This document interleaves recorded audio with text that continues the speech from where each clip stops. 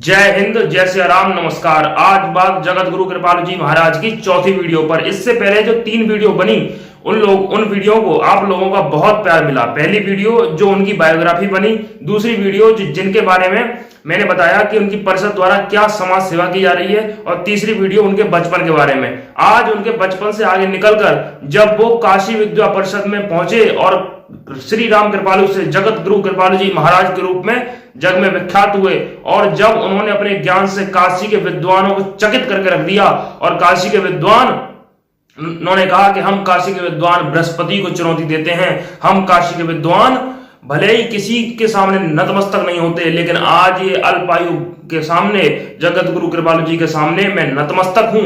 और उन्होंने कहा कि ये जगत गुरु नहीं है बल्कि श्री जगत गुरु तम है। तो जगत गुरु से जगत गुरु तम बनने तक की कहानी आज इस वीडियो में। दरअसल हुआ कि कृपालु जी महाराज जब वृंदावन में थे तो वृंदावन से उनको कहा कि लोगों ने कि भाई आप बहुत अच्छी कीर्तन करते हैं, आप मथुरा में आ जाइए। ये मथुरा में गए, मथुरा में अच्छा कीर्तन किया तो मथुरा के लोगों से देखा देखी आगरा के लोगों ने कहा कि भाई आप बहुत अच्छा कीर्तन करते हैं महाराज जी, आप यहाँ आ जाइए। ये आगरा पहुंच गए। इसी तरह पहुंचे चित्रकूट में, और आगरा से लेकर मथुरा से लेकर चित्रकूट ने इन्होंने जो राधा नाम की अलख जगाई, जो राधा नाम का प्रचार किया, महाराज जी बड़े ही अतुलनीय भाव से कहते हैं कि प्यारे प्यारी प्यारी महारानी बरसाने वाली। ये इनका अतुलनीय वाक्य है। प्यारी प्यारी भोरे भारी बरसाने वाली। तो जब ये चित्रकूट में पहुंचते हैं तो वर्ष था सन 1955। सन 1955 हमारे देश के संविधान लागू होने के 5 साल बाद का वर्ष हो, आप जानते हैं। सन 1955 में क्या हुआ, चित्रकूट में इन्होंने 16 अक्टूबर 1955 से 31 अक्टूबर 1955 तक भारत का सबसे बड़ा, बहुत बड़ा धार्मिक सम्मेलन का आयोजन किया। और जब इन्होंने धार्मिक सम्मेलन का आयोजित किया तो पूरे भारतवर्ष से महान विद्वान, महान जानकार और शास्त्री बहुत लोग पहुंचे। और इसी में कुछ काशी विद्या परिषद जो यह निश्चित करती है कि कौन जगत गुरु होगा, उसके कुछ लोग भी पहुंचे। महाराज जी इसमें वक्ता की लिस्ट में नहीं थे, यानी महाराज जी को बोलना नहीं थे, लेकिन उन्होंने वहां एक ब्लैक बोर्ड लगवा दिया था जिस पर साफ साफ लिखा था भाई आपको इन मुद्दों पे बात करना है। वो मुद्दे थे प्रेम रस, भक्ति रस। प्रेम और भक्ति रस में क्या अंतर है, क्योंकि महाराज जी का मानना था कि प्रेम रस ही इस सृष्टि का सूचक है। जैसे भगवान राम की हम कहानी लेते हैं तो भगवान राम की कहानी में भले ही भगवान राम ने रावण को मारा, सबको मारा, लेकिन ये जो हुआ ये सीता माता के प्रेम और प्रेम रस के कारण हुआ। अब श्री कृष्ण जी को ले लो, श्री कृष्ण जी तो बोलते हैं, गीता में खुद बोला है कि कितने मेरे भक्त जन सब है नातेदार, अर्जुन यह अवतार है मेरा प्रेम अवतार। प्रेम अवतार त्रिभुवन आया, धन्य है यह प्रेम अवतार जिसमें ब्रह्मांड विराट समाया। प्रेम अवतार त्रिभुवन आया। उन्होंने कहा कि सभी को इस मुद्दे पर बात करना है, सभी को इस पर बात करना है। विद्वान आए, उन्होंने बातें की, दूसरे विद्वान आए, उन्होंने बातें की। ऐसा ही होते होते 16 अक्टूबर से 20 अक्टूबर आ गई, 4 दिन बीत गए, लेकिन किसी ने भी विद्वान ने इस मुद्दे पर बात नहीं की। उसके बाद सभी विद्वानों से जब बार बार महाराज जी ने कहा कि नहीं आप प्रेम रस पर बात कीजिए, प्रेम रस सिद्धांत पर बात कीजिए, तो विद्वानों ने कहा कि यह कहना हमारा अपमान है। अगर ऐसी बात है कि इन प्रश्नों का उत्तर तो कोई दे ही नहीं सकता, इन प्रश्नों का उत्तर वास्तव में वही दे सकता था जिसको चारों वेदों, समस्त शास्त्रों, पुराणों का संपूर्ण ज्ञान हो, और वहां जो विद्वान थे उन्हें किसी में समस्त का ज्ञान नहीं था। तब इन विद्वानों ने कहा कि भाई जिसने ये प्रश्न लिखे हैं, जिसने ये मुद्दे डिसाइड किए हैं, वही इनका आंसर दे। तब वक्ता की लिस्ट में कृपालु जी महाराज का नाम आता है कि भाई कृपालु जी महाराज आपने ही तो ये चीज लिखी है, आप ही इन चीजों को आगे बताइए। अब कृपालु जी महाराज कहते हैं ठीक है हम ही बता देते हैं। कृपालु जी महाराज जब स्टेज पर पहुंचते हैं और जो कृपालु जी महाराज ने बोलना शुरू किया और जो प्रेम रस सिद्धांत में बोलना शुरू किया, पूरा हॉल तालियों की गड़गड़ाहट से गूंज उठा। वो इन्होंने प्रेम रस का बखान किया, प्रेम रस की बातें बताई कि प्रेम अवतार त्रिभुवन आया, धन्य है यह प्रेम अवतार जिसमें ब्रह्मांड विराट समाया। प्रेम अवतार त्रिभुवन आया। भगवान श्री कृष्ण और राधा रानी का पूरा जीवन ही प्रेम अवतार है।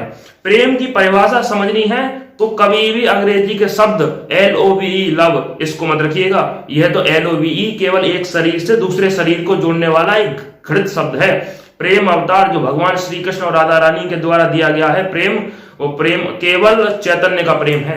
भगवान शिव और माता पार्वती के बीच जो प्रेम है वो चैतन्य का प्रेम है, क्योंकि एक वैरागी के और एक माता, इनके बीच चैतन्य का प्रेम है, इनके बीच शरीर का प्रेम नहीं है। राधा रानी और भगवान श्री कृष्ण के बीच चैतन्य का प्रेम है, चैतन्य का प्रेम। चैतन्य का प्रेम के अर्थ से ये है कि ये अंग्रेजों वाला शब्द है ना, तो अंग्रेजों के यहाँ क्या होता है, शादी वादी कुछ नहीं होती।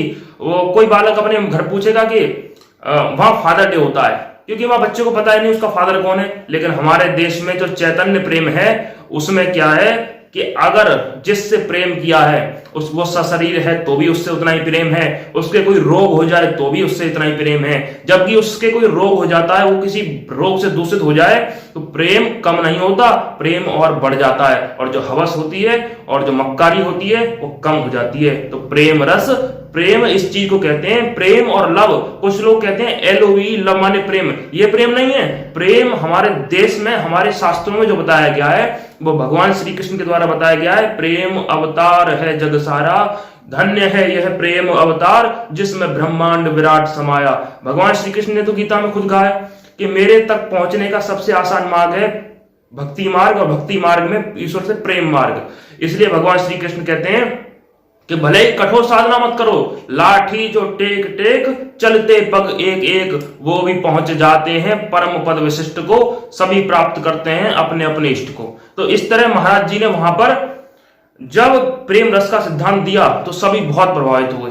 पूरा ने एक लय से, शंकराचार्य हों, चाहे मंडलेश्वर हों, चाहे पीठाधीश्वर हों, उन्होंने सभी ने कहा कि कृपालु जी महाराज की जय, कृपालु जी महाराज की जय। अब वहां कृपालु जी महाराज की जय जयकार हुई तो काशी विद्वत परिषद के जो लोग उसमें आए हुए थे वो गए काशी, और काशी विद्वत परिषद में जाके जब उन्होंने कृपालु जी के बारे में बताना शुरू किया तो काशी के विद्वानों को यकीन नहीं हुआ। उन्हें यह असंभव सा लगने लगा कि कैसे इतना अल्पायु वाला एक युवक समस्त शास्त्रों वेदों का ज्ञान रख सकता है और इतनी गहराई का ज्ञान रख सकता है, क्योंकि एक वेद, एक ग्रंथ को ही समझने में सारा जीवन लग जाता है।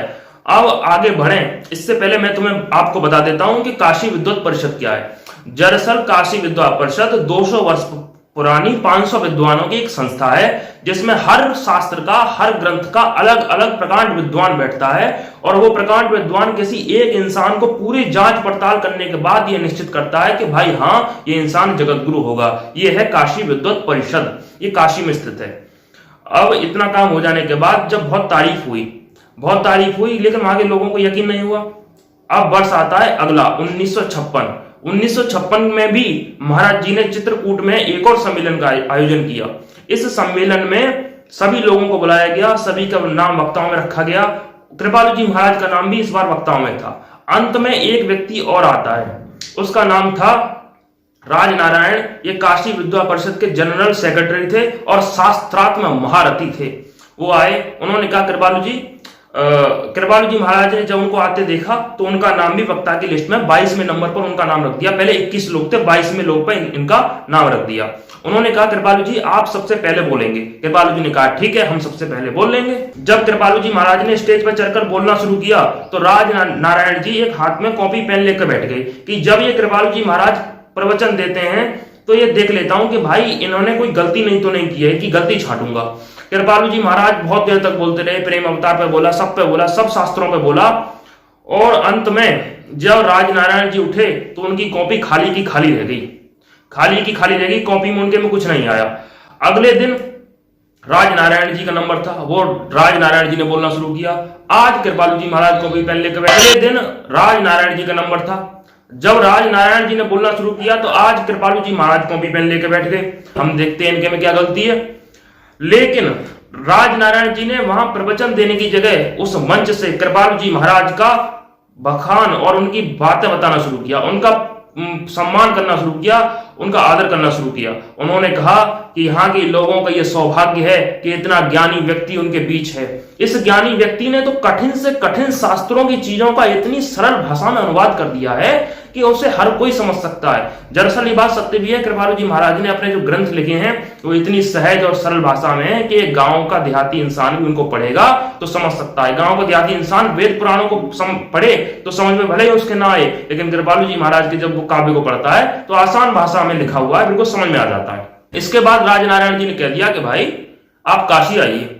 तो अगले वर्ष सन 1957 में कृपालु जी महाराज काशी पहुंच जाते हैं और काशी में जाके विद्वान कहते हैं भाई तुमने ये सब बातें बता रहे हैं कि तुम इतने विद्वान हो, जरा प्रवचन दो, तुम्हारा आज टेस्ट लेते हैं। और वहां से कृपालु जी महाराज का इंटरव्यू शुरू होता है 500 विद्वानों के साथ।